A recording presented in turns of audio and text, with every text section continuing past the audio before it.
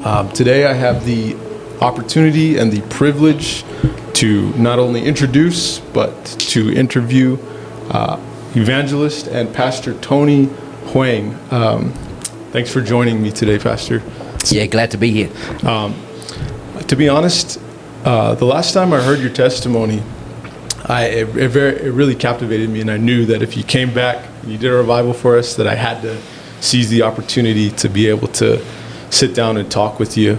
But your testimony really struck a chord with me because it's been a while since I've heard a testimony like that was so captivating, hearing the origin of where you came from, your lifestyle, and seeing just the transformation that God did in your life.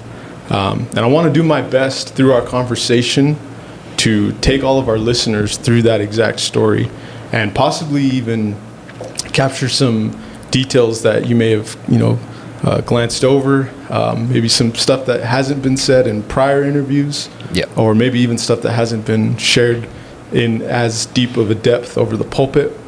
Let's just jump right into it. I want to know more about where you're from. I've never been to Australia, so just tell me what it's like. Yeah, so if you would imagine your idea of what a Chinatown would look like, that's Cabramatta, right? Yeah. It's got the Golden Arch, it's got all the Vietnamese restaurants, Chinese restaurants, and so Cabramatta was a melting pot for all the Vietnamese refugees, and so it became like an area or a suburb where all the Asians will migrate, and so within the community you've got another community, right? Yeah. So which operated very much on its own, so they had their own money system, and so that's Cabramatta. Like it had changed over time. But when I was growing up, it was then known as the drug capital of Australia, simply because of the drug and heroin epidemic that happened. And so I grew up in the midst of the 90s, which was known as that dark period of Cabra. And did you grow up were you born in Cabramatta? Actually I was born, my parents came from the Vietnam War, and migrated. Actually, we eventually ended up in Cabramatta with all the other Vietnamese, but we went into a refugee camp that was actually in Bondi. Right, Bondi is off the coast. It's near the water, and so I remember growing up in that refugee camp, and then eventually making it to Cabramatta. So the difficult thing with my parents, as I remember growing up, was we didn't have much, and so my father was a fisherman. Yeah. And I remember times where I would sit down and he would make his reel and his rod, out of bamboo and just and PVC pipe and a chopstick right in the middle, and so I remember sitting with him, and he would take me down to Bondi Beach, right on the shore there, climb down the rocks and fish. He would bring in the fish, and my mum would go and sell it. Oh wow! Right, so I would see this operate, and my mum really and my parents try to make life happen and the best for our kids, the kids, Didn't know it at the time, but growing up, I was seeing those things, and then eventually we ended up moving into Cabramatta, which is where all the drama began to unfold. Yeah. And how old were you when you guys moved over to Cabramatta? Do you remember? I was probably about 5 years old. Just started primary school, and so I had went to school right across the road from my house. Yeah. And I remember when my mum took me, she left and shut the door, and I skipped school the first day I ever started. That's so funny. I ran home, all right, without the teachers knowing, across the road, jumped the fence, I'm back home, Yeah. So my mum took me back to school. She goes, don't go nowhere. So then I remember I waited till everyone left. I'm like, don't leave me again. So she goes, no, I'm just going to go outside. I'm going to go to the toilet or restroom for you. And so I'm sitting there, and I remember once she was gone, she'd gone too long. Then I tried to open the door, and the door was locked. And as a 5-year-old kid, man, I'm like, man. And so that was my early experience, getting into a school as a young kid. Yeah. But as time began to unfold, I began to realize more and more that my family were different. Yeah. There was a lot of racism growing up that my parents and then people in that time experienced. But yeah, it was quite challenging knowing that we were different. And what added on to that was that we were a large family. So we didn't have much. I didn't have lunch to bring. It was just kind of somewhat difficult. I didn't understand it. I did realize when other kids will bring, sandwiches and eat meat pies and, have all those things available to them. But I really realized I was not like the other kids. Yeah. And so the dynamic in their family growing up, it was a lot of violence going on because my father was an alcoholic. Yeah. And too much of the reason behind that I didn't know at the time. But my father, he went through some traumatic experiences in the war. Yeah. And so coming over, he would self-medicate. I would say his alcoholism was the core of that. Hiding the pain and somewhat the challenge of supporting his family in a new country, Yeah. It was quite a challenge growing up in the midst of all that. So your parents were, hard workers. You said your dad was fishing, your mom would sell the fish and stuff like that, and they had a strong work ethic. What kind of kid were you like? Were you early, a good kid, or were you kind of like a troublemaker in school? Yeah, I think I was a good kid up until high school. And so, growing up, I was the sort of the entrepreneur. Yeah. I seen my mum, buy and sell stuff. So growing up with sisters, I got 6 elder sisters. So growing up, they would play and leave me out. I'm the only boy. Yeah. And so one time they would sell each other's clothes. They would put it on clothes hangers, hanging up in their bedroom, put prices on them, 1 cent, 2 cents. And so I remember coming in and buying up everything. And then I set up shop in my bedroom. Sell it double price. Yeah, with a margin on it. And so we had fun growing up with a large family. Yeah. But although, what comes with larger families is fights, Yeah. I remember punching my sister in the face. I hit my other sister over the head with a hammer. Oh, wow. She just, I was a kid, but she ticked me off. And so all these things were unfolding in the family, It's not like a normal day in the family. No, man. And so I said to my mom, I said, Mom, I want a brother, man. I want a brother. And so then my younger brother pops out. Then another one pops out. I'm like, man, I asked for one, not 2, So, one thing, I want to reference a lot of the things from your testimony that were interesting to me that I wanted to kind of you to elaborate more on. One of the things that you mentioned that you said last year when you did our grand opening was that Asians know loyalty, but they also know shame. Can you give any examples of how you experienced that? Yeah, so we as Asians in the family, we always speak about respect, right? We're high on respect and giving face to people and relatives and family, So, for example, we would have to, we'll go to a wedding or something. We can't just not go, right? You have to go and show face, right? That's what would be the description of that. And so then this plays out in the family because then, our parents always cared more for what the society thought, right? Because they wanted to keep face in that sense, respect. Shame is that my sister, for example, she got caught running away when she was 14. My dad beat her up. And, she had long, beautiful hair. And so what my dad did as a part of trying to keep her was to shave all her hair completely bald, right? So she should be so ashamed to leave the house, Yeah. And so that was one of those things that would happen within the household. Yeah. So I always grew up trying to always meet mum and dad's expectations because they would always compare us to other relatives' kids, do you know? Yeah. What about them? You're bringing our family shame, all those things. And so that was impacting on us, because then we viewed love on the basis of performance, which is not healthy for anybody. Mm-hmm.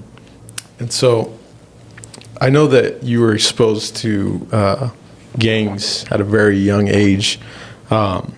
And that was very shocking to me because you said that it happened when you were 13 years old. And one of the things you said is that kids don't even have a brain when they're 13.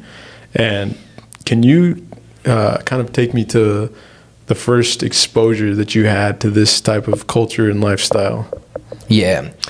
So when I think about what I was going through at that time, growing up with sisters and a lack of a father around, just the idea of, you know, having some brothers and backup when you need was, again, appealing to every kid. Yeah. And about that time, gangs were forming in Cabramatta. And so, what drew me in was that basically I got expelled from one school to the next. I had about 3 different high schools. I ended up at the local high school where all my cousins were, which were, again, gang members. Yeah. And so just very quickly started hanging out with them, you know, getting involved. And so one of my cousin's friends then began to take me under his wing, and we got involved with the Chinatown gangs, right? And so he was what would be called your dailo, or your older brother, you know. And so I just followed him, and so did what he did. And so at that time, we just did things which was very ignorant as a little kid. You know, we get rallied up and we'll have meetings of 30, 40, you know, people. And at these times, it was men that were in their 30s, 40s.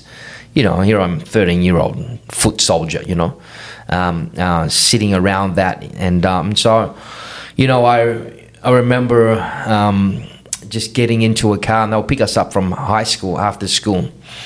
And we'll go and rally up for certain fights and things that would go on. And 99% of the problems and the issues in these rallies wasn't even my issue. I don't know why I was there, you know? Yeah. But in a sense, it was just violence. It was just, you know, one time we went to go and collect money. We got an address. Here's what you needed to do, how much you need to collect, and then, you know, disappear. And so I remember that was my first mug shot, where at the end of it, we went to the house, the guys went in, I'm just standing there, I'm like, I don't know what to do. Yeah. And so then, you know, the things unfolded. I jumped back in the car, we drove off. The police ended up getting us, and I got charged, you know. And so that was somewhat of my introduction to that life. Yeah.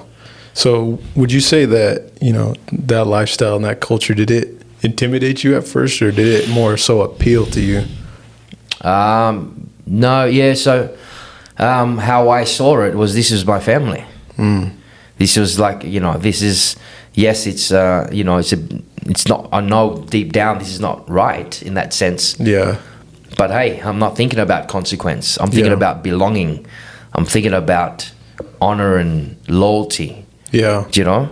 Mm-hmm. And so, you know, I would go to these gang houses and just sit and observe, you know? Yeah. And then just, you know, see and learn. And so that was the thing with me as growing up. I would be around men that were double my age, and I would be asking questions in that sense, observing. Mm-hmm. And so, you know, eventually, very quickly end up selling drugs, and you know, getting involved with that. Yeah. Which had been then the attraction was, you know, seeing these guys have things. They had money, they had cars, they had, you know, girls. That was okay. Well, you know, that's appealing to me. Yeah. But at the same time, the undercurrent of what was going on in my heart was things that are going on at home. Mum would always get bashed and beaten up because we didn't have much, you know. And in a sense, I translated all my parents' arguments. It was just over money. We never just had enough money. And so in my young, immature mind, I think I know what the answer is. I'm going to make some money, you know? Yeah. And so I did, and I thought, you know, maybe perhaps if I, you know, get a house, buy Mum a house, get Dad a car, things may just stop. Dad might stop beating up Mum, you know. I did those things. But at the end of it, that doesn't bring you happiness. Yeah. Right? You can't serve God and two masters. Right? You can't serve two masters. So that was something I had to learn the hard way. Yeah. And so You got affiliated with this stuff at the age of 13. One of the stories that you talked about that I thought was pretty interesting was how at the age of 14, you said that you sold drugs to a cop. Can you tell me how that happened? Yeah, so our dealings started getting noticed. Yeah. Right. And so as soon as someone got off the train, man, a flock of drug dealers would come. And so this is prior to them putting up cameras around Cabramatta. But yeah, they would dress up like undercover police officers, like they're junkies.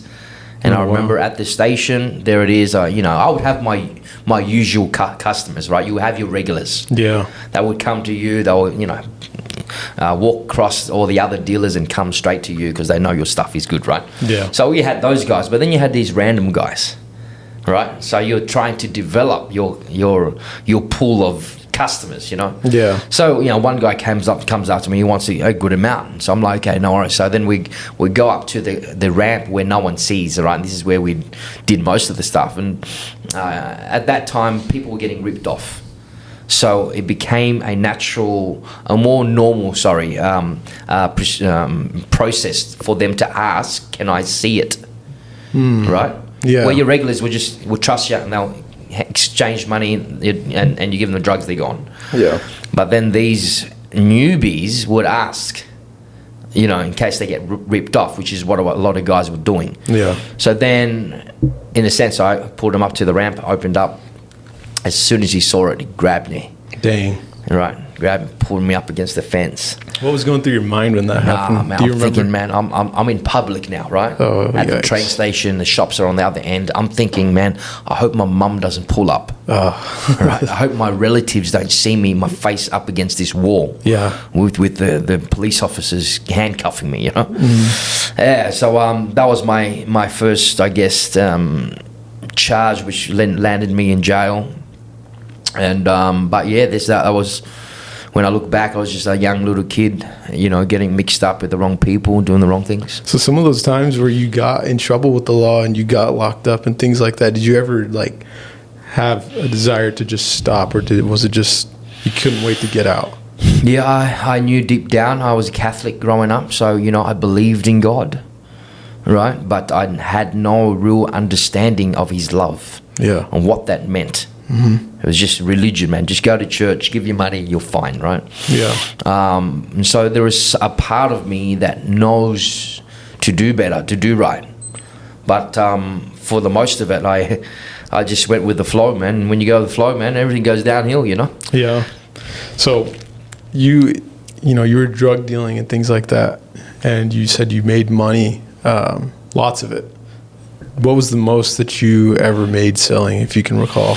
Probably I made probably $100,000 within 6 months. Wow. Yeah.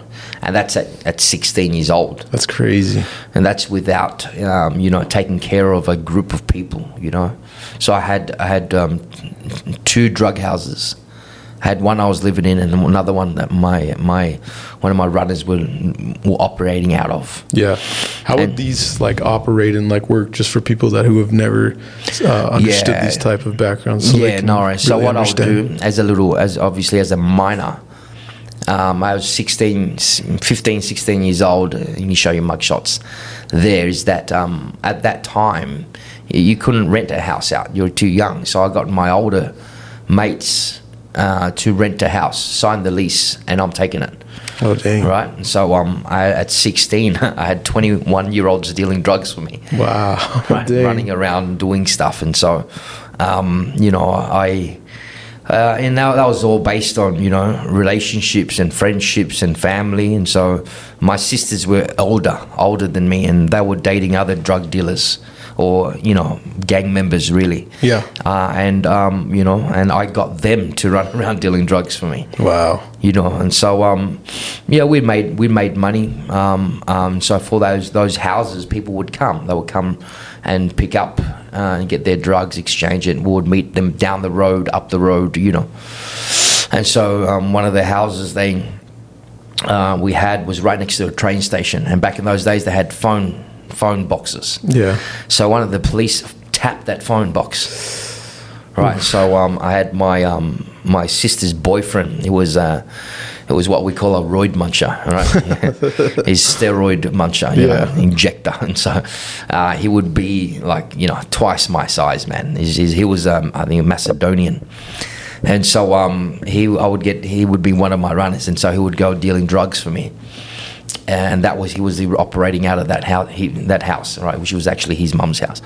And so, so you know, I remember one stage, you know, at 4 a.m, the police come knocking, kicking down the door, right, raiding the house. And there I am, man. So there I'm waking up in the middle of the, you know, early hours in the morning. They've got their masks on, they got their guns out, you know. And so they're ushering us into the lounge room. Dang. And so I'm there in the lounge room. I'm like, man, I hope they don't find nothing. You know, I had 2 ounces in the Sega Master System too, right? If you're old enough, you understand that there's an opening there. I had 2 slit in there. I had 20 grand in the jacket, you know, in the cupboard. I would tie up one sleeve and just slide it in, you know, amongst many other clothes. They didn't find anything. Wow. Right? They didn't find it, but they did find a little booklet with everyone that owes me money. Oh, right, no. anyway, so here we are in the intensity of you know, the raid. We're sitting there in the lounge room, and you know, we're heads down. It's about 5 of us, and you know, you can feel it in the air. It's intense, and all of a sudden, my sister's boyfriend walks out, and he walks out, and he's all he's doing is he's wearing his undies. And we look up, I'm looking up, I'm like, yeah, man. So then he turns around, and man, he's wearing a G-banger. And so we go from intense, when we just crack and we started laughing at the guy. He's like, man, what are you doing? Yeah. And he's there, he's like, oh, can I put some clothes on? So the joke is, at least they didn't find the crack, you know. Yeah, at least. There you go. But yeah, so then, you know, there were times that, you know, it was funny, but for the most of it, that life wasn't something that I would think about wanting to do. Or, you know, reality is, people in that kind of life, it's not a matter of a joke. Yeah. You know, we act like you're having fun, you're rolling and stuff, but at the end of the day, you're broken. Yeah. You know. I want to unpack a little bit of that, because I know from hearing your testimony that your story has many tragedies. I know that you lost more than 10, right? More than 10. Yeah, 16 close. Up now. Yep, more than your family, friends. It's like you said, it's not a joke. It's all fun and games, you know, until people start losing their lives. Death changes people, and sometimes it changes them for the worse. Did that ever play out in your life, you know, as these people were, you know, yeah, passing? I think my best friend died when I was 16. And it was a time where I guess what it did for me, and I can talk for myself, is that it could have easily blamed God, but what it did was create questions in my heart, in my soul. Questions like, what am I doing here? Am I here just to suffer? Right? What is this about life, you know? That comes so easily and is taken so easily. Yeah. So, you know, I think for myself, experiencing my friend dying, and then my grandma, and then many friends after, I had never blamed God. I knew what I was doing was wrong. Yeah. And I knew that if I didn't, you know, so if I didn't change, I knew that would be me eventually. Yeah. But what it did was accumulate these questions and add on to the thought of what is it after death? Yeah. Right? Just the reality of what happens after. Right? Because life is so precious. It's so then complex for us to be here and just end up in the dirt. Yeah. You know, so, you know, we experience the joy of life, the happy times, you know, but then there are the deep anguish and heartache of things like this. Yeah. You know, but that led me to, you know, that turning point. Yeah. So in this time, all this is happening, you mentioned that you attended church every Sunday in this era that all of this was happening. Would you say that was out of like desperation or just familiarity? Yeah, so a part of it was that I was raised Catholic, right? Yeah. And I'll say it, I was faithful to my religion, but religion did nothing for me. Yeah. Right, I went every single week throughout this whole life. Didn't matter if I hadn't slept for days. I was in another city, another town. It didn't matter. When it came around to Sunday, I might have been stoned off my face peeking, right? And I'll find a church and I'll go. I'll sit there, I'll do my, genuflect and then I'll leave. And so I was religious. Yeah. I was religious. I believed God. I had a big faith, deep faith, but it was dead. Yeah. I remember you showed images of this little altar space that you mentioned quite a bit throughout your story. Can you kind of explain the significance behind that to kind of give the reality of, that religious? Yeah, so for the Vietnamese culture, we worshipped our ancestors. And so we would have photos of all our dead ancestors, my grandma, grandpa, and so long down the lineage, and we would bow down and burn incense to them. But as a Catholic also, we had statues of Mary, of Jesus, and all these various other things. And so we mixed that in. Yeah. That's what Catholicism does, man. We just do what we want, really. And so, but that bred pride in me that I went to church every week. Yeah. I believe in God. So what are you going to tell me? Yeah. Do you know what I'm saying? I have a deep faith. I actually want to become a priest at 11 years old. Right? And this is the beauty about God. God sees the dreams that you have as a kid. Yeah. Right? And he doesn't forget them. Right? And he does really give us the desire of our hearts. So at that time, obviously I went down the other road and became a drug dealer. But those statues and idols, that was basically idol worship. And, I would find that place as my meeting place with God. That was what in Vietnamese we'll call the altar, right? The bang thờ, right? And this is where our ancestors and everything were. And in my religious mindset, that's where I met God. Yeah. Do you know? But did it seem like legit to you? No, it seemed like God wasn't listening. It was like I had to always try to, God, are you there? Yeah. Are you listening? Are you, are you in the incense, in the suffering? So though that continued to build upon the questions I had. Yeah. Right. And so I remember then a time in my deep anguish, I didn't want to live anymore. With my friends dying, my grandma, and in the depth of that life, I just didn't want to live. Although on the outside, I make it look like I had it all together. Yeah. Which is what many times people do. Right, the tough exterior, hiding and masking the deep pain and questions inside. And so I went to this altar space and I would cry out to God. I would humble myself before Him, and in a sense, I was like beating my spiritual head against the wall. Yeah, it's like, where are you? What am I doing? I'm faithful to you. I'm faithful to the religion, but yet my life is like this. Yeah. Right? There was discrepancy there. I knew I wasn't living out what I believed. So it came to a point where I had enough, and I became just like my dad. Yeah. I sat in my room, and this time around, I'm not on drugs. I got off it. I sheer willpower. I got off heroin in a house full of drug dealers. Right?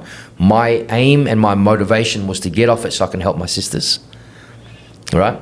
It was it's probably a funny story, or not probably funny. I would look back and think, this is what God was doing in the backgrounds. Yeah. So I came home from a club one morning, messed up in my, on ecstasy, and so I'm sitting there, and then I turn on the TV, and there was the morning preacher. And this morning preacher, it was everything he was saying to me was hitting home. Yeah. So I'm like, in my mind, my love for my family is like, my family needs to hear this, right? So I get a VCR, put it in, press rewind, it's already rewind, ready to record. So I'm like, man, this is a sign from God, right? So then I press record, and I'm recording it. And everything the guy was saying, it was like, man, into my heart. conviction fell, man. It was just God. But all I can think in my mind was my family. My Yeah. family need to hear this, that God can help us, right? So then after that was all done, I waited in the morning. I didn't sleep.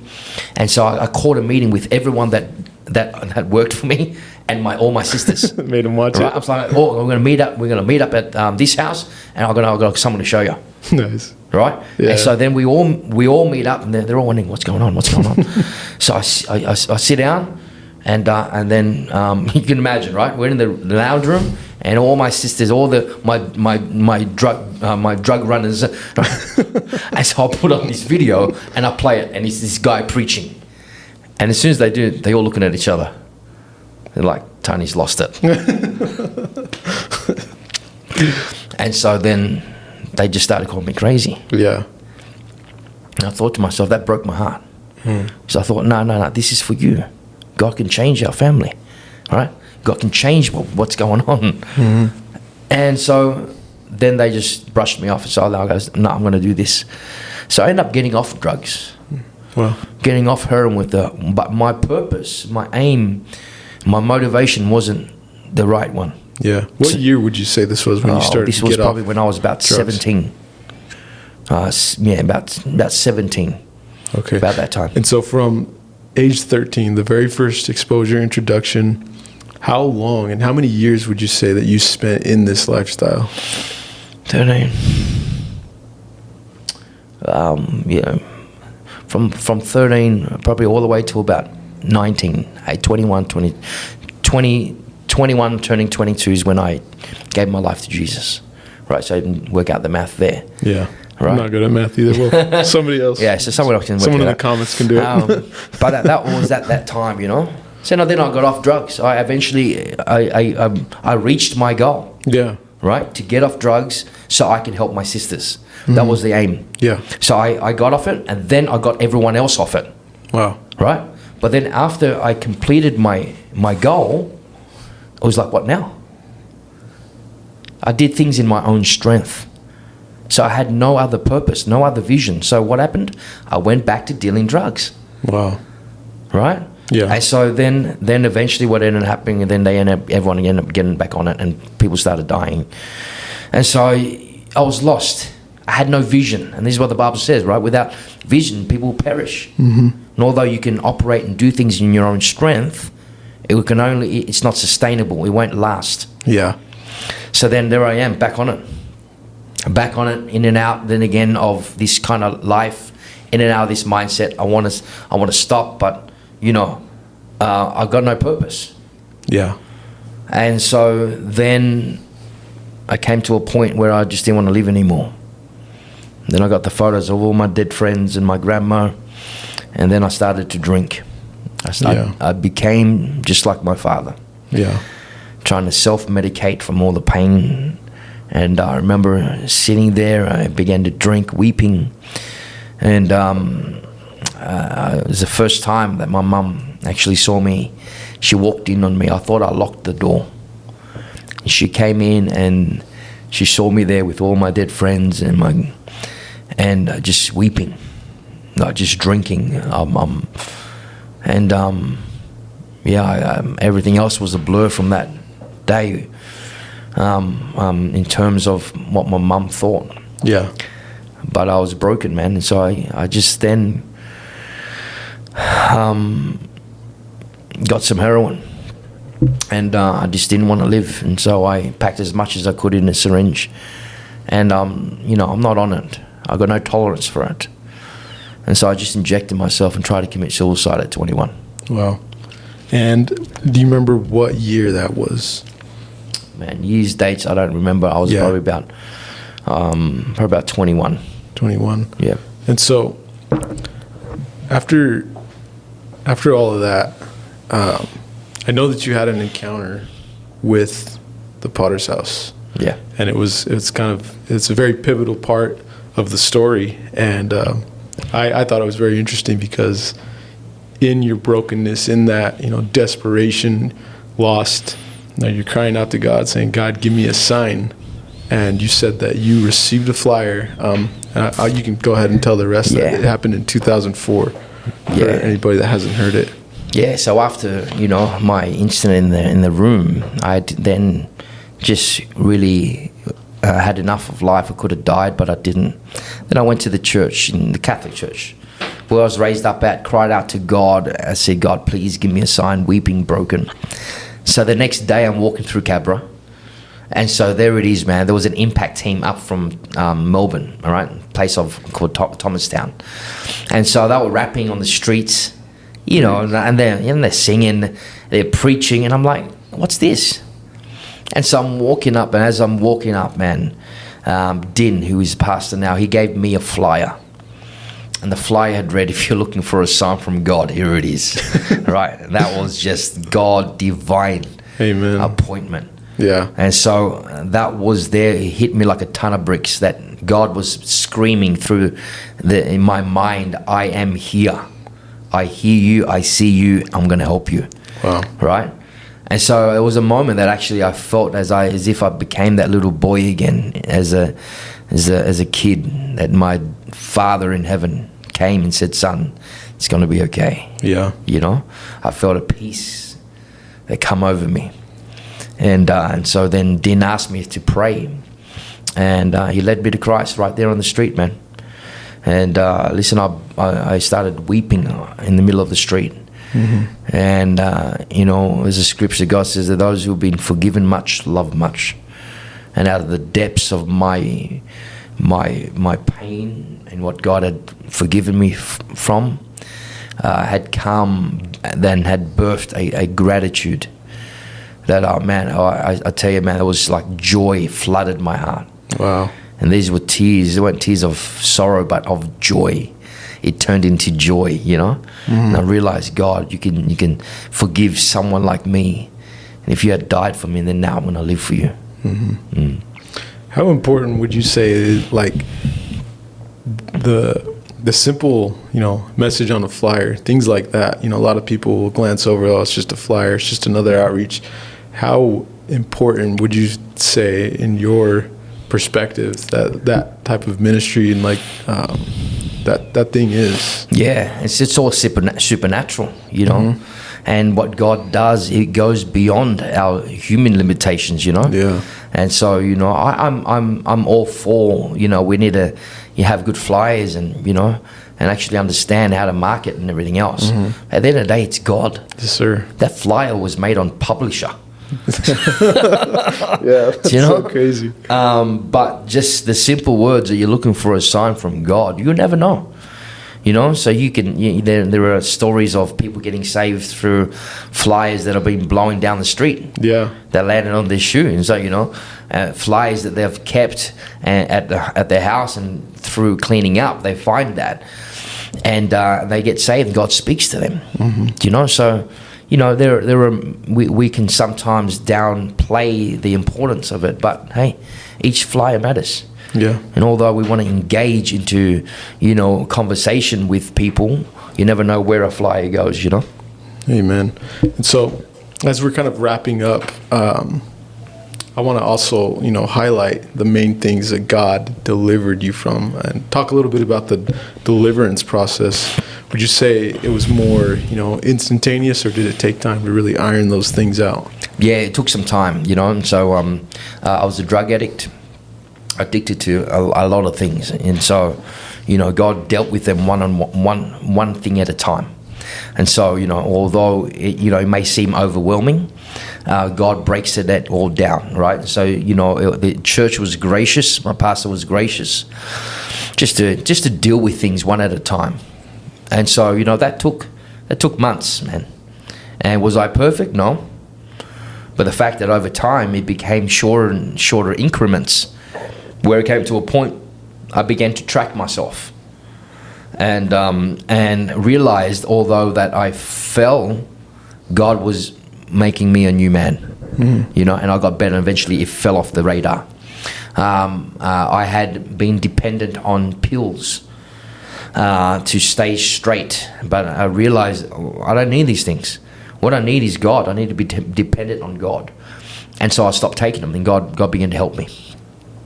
And so it got me off the alcohol, the cigarettes, the smoking. That was probably the hardest thing. But over time, things don't happen straight away, man.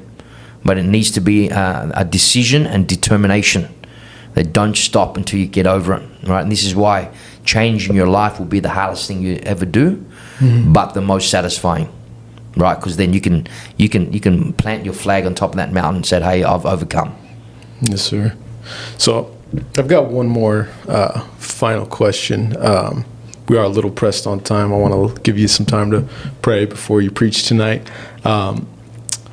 So before we wrap it up, is there anything else that you would like to share to the world? Maybe it's any shout-outs, advice, a message that everybody can take heart with. Yeah, I would say that, I know that a lot of our fellowship will watch, but then randoms, you never know who's watching. But at the same time, it all is about that human soul. God loves you, cares for you. And many times we can lose hope. But the main thing of why we do what we do is to instill hope in people. Doesn't matter how far gone you are, there is hope in Christ. Right, and so many times people find it hard to even believe themselves, and this is why the church is important. Right, thank God that I stepped into a church that believed in me more than I believed in myself. Right, and so if you are out there, you're a YouTube Christian. Listen, you need a church. You need headship. You need a pastor. You need people to love you and care for you and experience all those things. And so, at the end of the day, we're in a period of time in life that, or in the world's time, in God's clock, that the church exists for a reason. God has a purpose, and so that's all unfolding for me in the last 21 years. And so I would encourage people to find a church, get involved. And not necessarily then the church is bigger than just the Potter's house. There are other churches doing stuff. I haven't yet met them, but find a church that preaches the gospel and get connected and find vision and purpose for your life. Amen. Well, Pastor, I once again thank you, and it's a great privilege to sit here and document this. I wish we had more time. It always seems to be the best interviews and conversations that we're super pressed on time. But I thank you again. I can't tell you how grateful we are to do this. And for everybody listening, we'll see you guys on the next one. Praise God.